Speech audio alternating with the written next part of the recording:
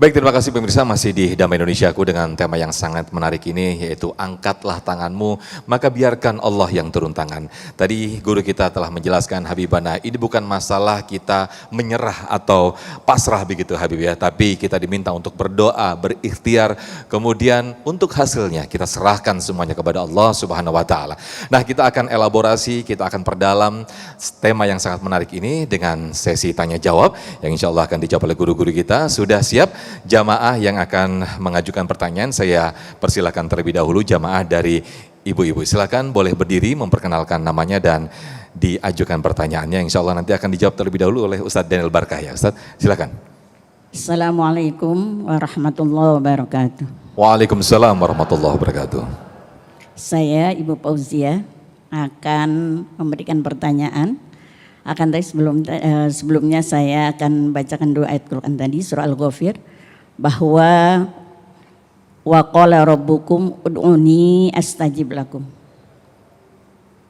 Doa siapa saja yang cepat dikabulkan oleh Allah Subhanahu wa Ta'ala, dan doa siapa saja yang tidak dikabulkan Allah Subhanahu wa Ta'ala. Terima kasih.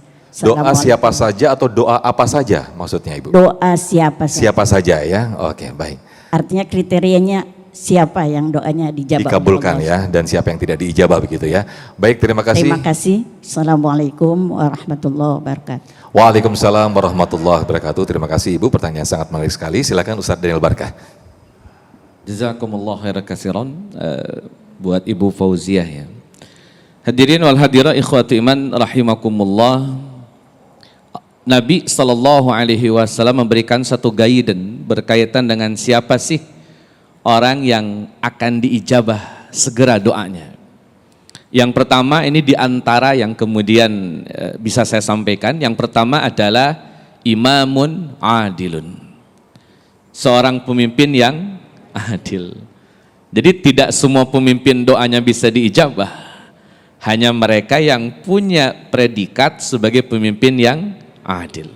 Dan kita selalu berharap mudah-mudahan pemimpin kita senantiasa adil sehingga doanya diijabah Allah Azza wa Jalla. Terutama doa untuk rakyatnya, untuk bangsanya, untuk negaranya, mudah-mudahan Allah ijabah.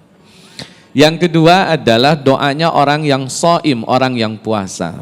Kalau tadi di surat Al-Anbiya ayat ke-90, kenapa doa Nabi Zakaria itu diijabah padahal doanya agak-agak unlogik, tidak logis doanya itu. Karena di usia senja, di usia tua, di usia sepuh pengen punya anak itu kan agak-agak susah. Dunia medis, dunia sains kayaknya gagal untuk bisa menjelaskan itu. Tapi karena beliau yakin, itu yang pertama. Dan yang kedua, beliau innahum yusari'una fil khairat.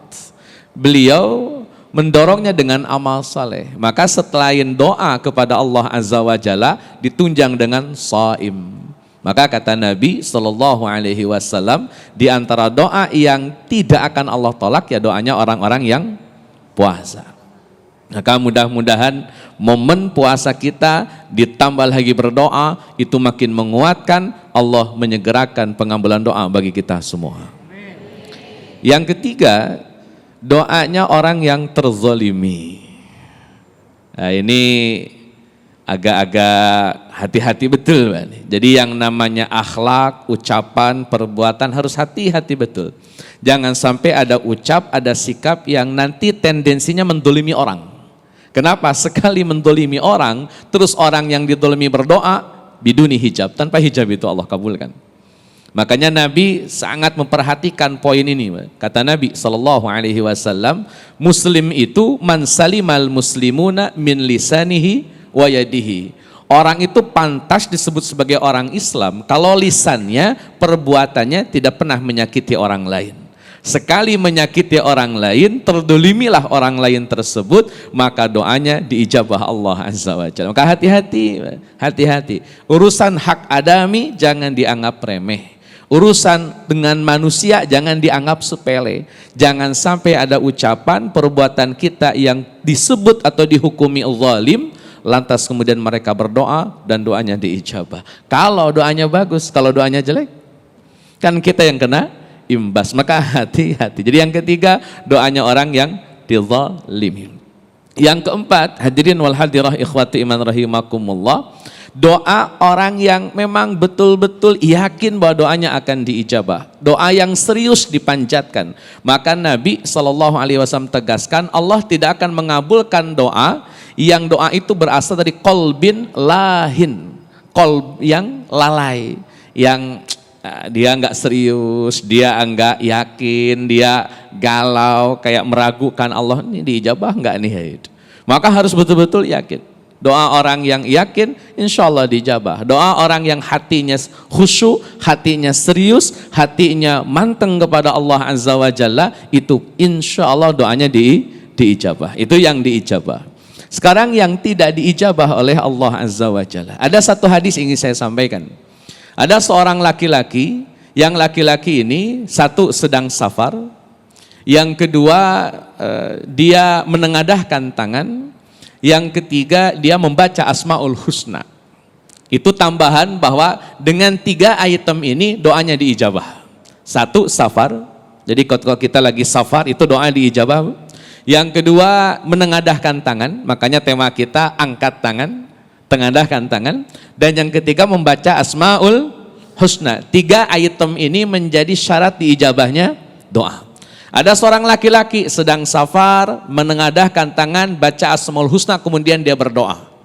Sahabat komentar, waktu itu sahabat berkomentar, doanya pasti diijabah. Karena syarat-syarat diijabahnya doa terpenuhi. Nabi dengar, kata Nabi, doanya ditolak. Kaget sahabat, Bu. Rasul, ini ciri-cirinya sudah ciri-ciri diijabahnya doa ini. Aturan diijabah doanya dong, kok malah ditolak? Kata Nabi SAW, mat'amuhu haram, malbasuhu haram, mashrabuhu haram. Kenapa kok doa ini tidak diterima oleh Allah Azza wa Jalla? Satu, makanannya ada yang haram, minumannya ada yang haram, bahkan pakaian yang ia kenakan dibeli dari uang haram.